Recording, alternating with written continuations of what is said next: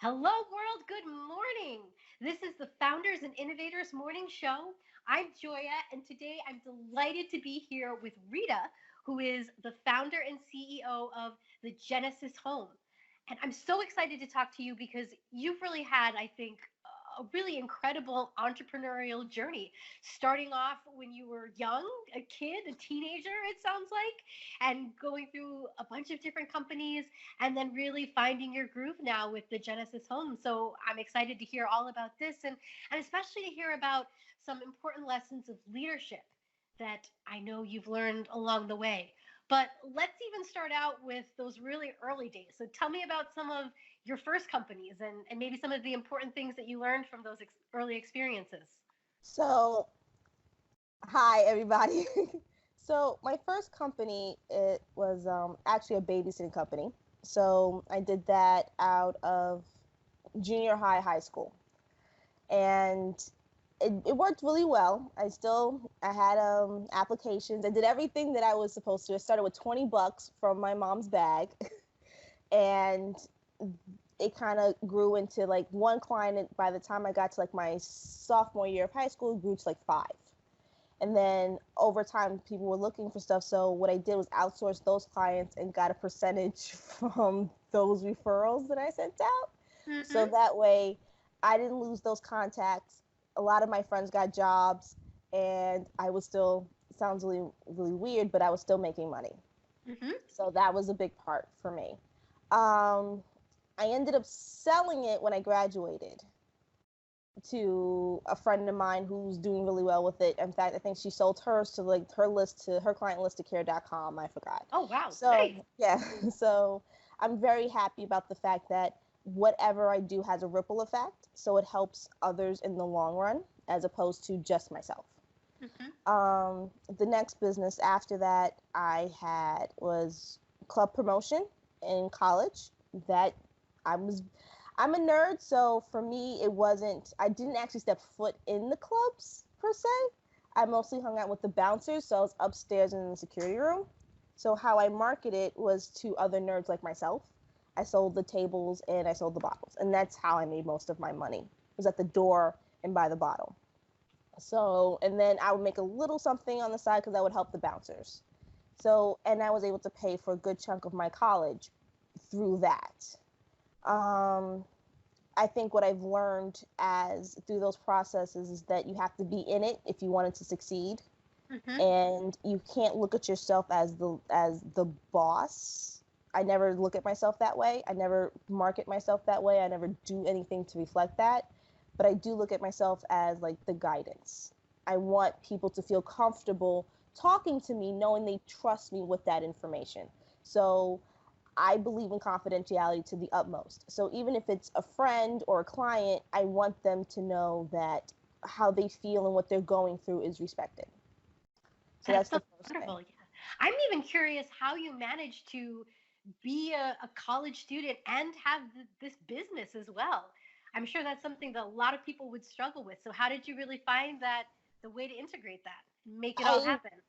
I picked something that I know everyone will be interested in. That was the first thing. So while it may not be my passion, I found a way to make it my thing while it was everyone's interest. You're in college. I went to school in DC. It's a college town. So everyone was trying to do something on the weekends, everyone was trying to do something like that, but as an introvert, I know that engaging with people is not easy. Mm-hmm. So how I made that work is during my classes, I would take my classes. I would everyone, pay attention. You paid money for it, go to the classes.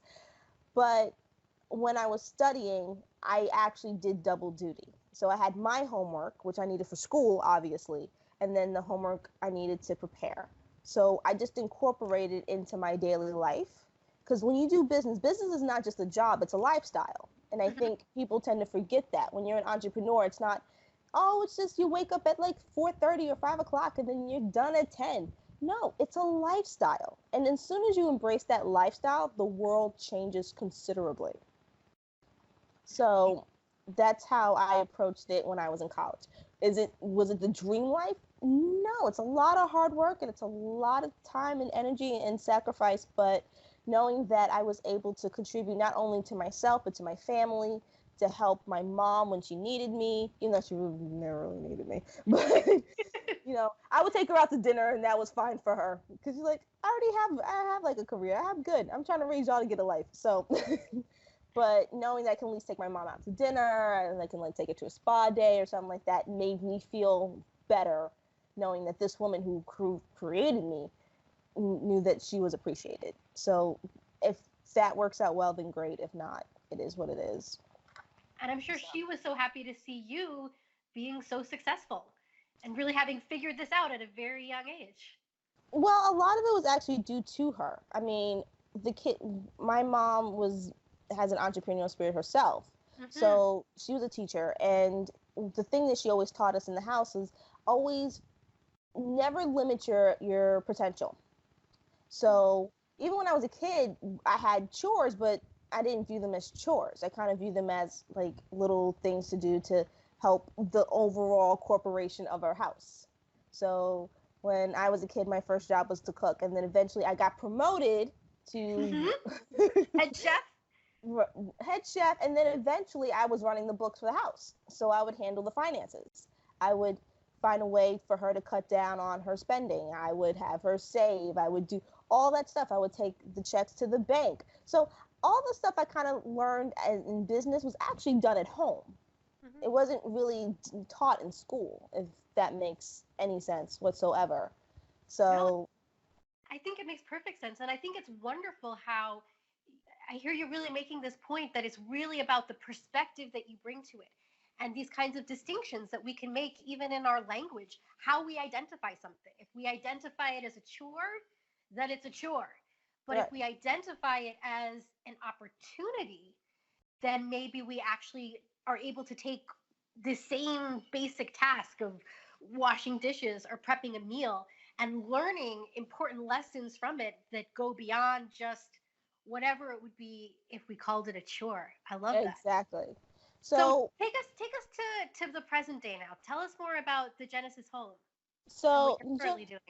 So the Genesis Home is a company, but it's more of a collective. It's amazing, talented people coming together and helping individuals fulfill their goals. No offense, but I really don't like calling them dreams, because dreams, they don't really have, the way they say is like, I have a dream that I want to do this. Let's turn that dream into a goal. So we make it a goal for them. We address the whole person. We cover everything from financial to real estate. So if their goal is to start a business, but they also want to get a condo, then let's make that happen. Let's shape that narrative for you. And every step of the way, they gain confidence because they know they have people that have their back. And as a real estate agent, that's a reward for me, knowing not only the person get the keys to their dream property, they're also getting the paperwork they need or their LLC to start their business. That's gold. And also for me, that's a relationship that I would want. I don't, no offense, but I feed off of people being happy and successful in their own careers, and knowing that I had a hand in that, knowing my team had a hand in that. And I know it sounds really weird, but the reason why I call it a collective is because I'm a huge Marvel fan. So so it was based off an idea from the Avengers, and they had this thing called the Avengers Initiative. So amazing, talented people that people normally would overlook coming together and changing the world or changing their community. And since Genesis started, I think about 6-7 months ago, it's a baby. Since Genesis started, we've had 5 business clients, and we have roughly 5 to 6 real estate clients. And all of them right now are getting their LLC. They're taking their business classes. We're teaching them about personal finance. There's financial literacy incorporated in this, the importance of real estate investment, real conversations that normally people don't have.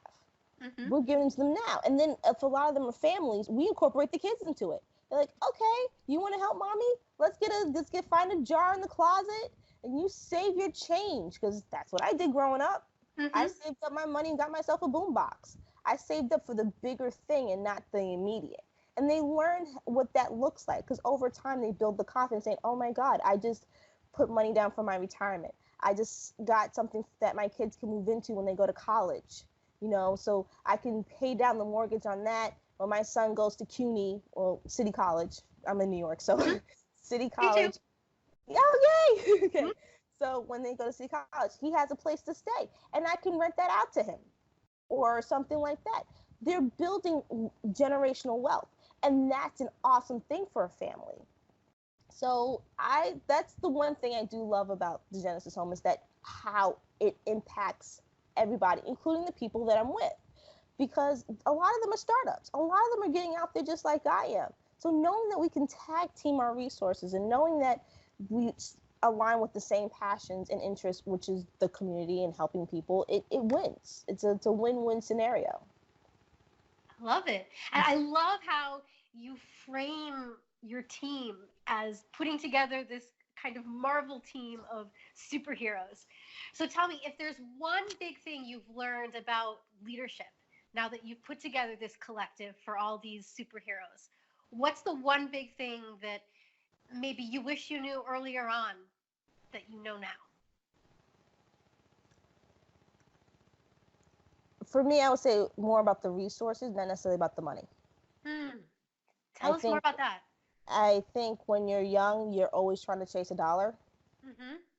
And and when you're young, you're hard-headed. So I'm old enough to admit that. Yeah. And my mom and my godmother both said the same thing. She said, if you're going to chase money, you're going to lose it. And I was like, no, man, if I focus on da-da-da-da-da, I'll be fine. They were so right. I learned that as a leader, or in some way, shape, or form, that people are drawn to the resources. People want to know what comes with you, not how much this is going to cost, what it looks like, things like that. That comes next. But what comes with you? How do you roll? What brings you to this table? What brings you to my table? And then we take it from there. So if I think I learned anything from my leadership skills, is one, knowledge is power. Mm-hmm. I think I'm taking more classes than I ever thought I would do, but I love what I do, so I really don't regret it. Mm-hmm. So never stop learning. So that's the first thing. Be honest with yourself. So be genuine and listen. Never let the ego drive the business. I think you hear the word boss all the time, and in the world we live in today, anyone could be a boss. Mm-hmm. But I really want to be a teacher. I really want, when people are around me, to learn something, not just, well, she said to do this. No. When you're not around me, who are you? And I want it to be that when they see me, when they talk to me, they see me as a resource, not just like their boss or their leader, or, I just got a text someone saying they're nerdy turning stark. So, so I want that. And I want them to succeed. Like I said, I never imagined myself, being the face of anything. I wanted to be in-house, that's our visual team, or, we have our financial guy, his name is Cullen, and I want him to do like all that. But if it takes me being out there to help them, then I'll do it. So that's, I think, a big part of my leadership approach. That makes any sense. Yeah. That sounds great. So we're almost out of time, but tell people, if they're interested to find out more about you and the Genesis Home, how can they find out more? Well, our Instagram is not at the Genesis Home on Instagram, and the Genesis Home on Facebook. We have a Facebook page. And if you want to know more about me, my Instagram is Rita A. Parker. So everything's pretty simple. And I hope you guys learn a lot. I hope you guys want to enjoy and have fun, and because we have our digital platform, so you can meet with other people from other states. You're not restricted just to New York. We have our Genesis Drive, and then we have the Genesis Store. And the Genesis Store, which is great about it, is that a portion of the sales go to organizations that fuel financial literacy and entrepreneurship. So it's more than just you. We want the next generation to have those resources as well. So we're right now donating to Operation Hope, Junior Achievement, and Dress for Success, which is a women's organization to to help women find jobs and things like that. And so that's, if you want to learn more about that, that's where to go. I will definitely be checking that out. Well, thank you so much for being here, Rita. Thank you very much for sharing with us. No problem. Bye, buddy. Bye. Thanks for joining us today. Please don't forget to subscribe, review, and share this show. If you'd like exclusive content and behind-the-scenes insight, for just $4 a month, you can support us at buymeacoffee.com. Now, go make it a great day. Ask me why.